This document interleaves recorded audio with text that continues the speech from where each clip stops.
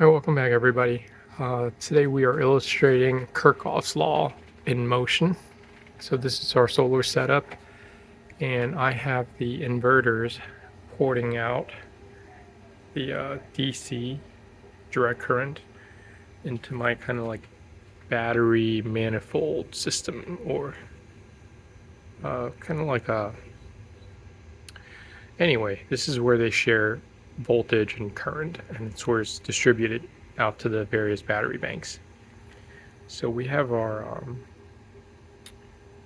multimeter set to amperage, detect amperage, and we're going to see how much is being transmitted. So there's 16 amps being passed through the main trunk line. 16 amps. And now where it kind of hits the node, we're going to see how much is passing to each subsection.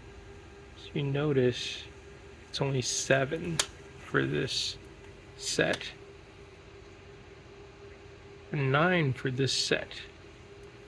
So it makes sense because you add up the current on these two legs and it equates to what's being pumped out.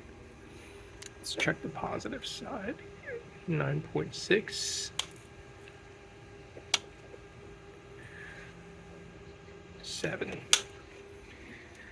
So yeah, our Kirchhoff law works, and that's why we have so smaller cable for the battery side, even though we have a 4-aught cable for the trunk line.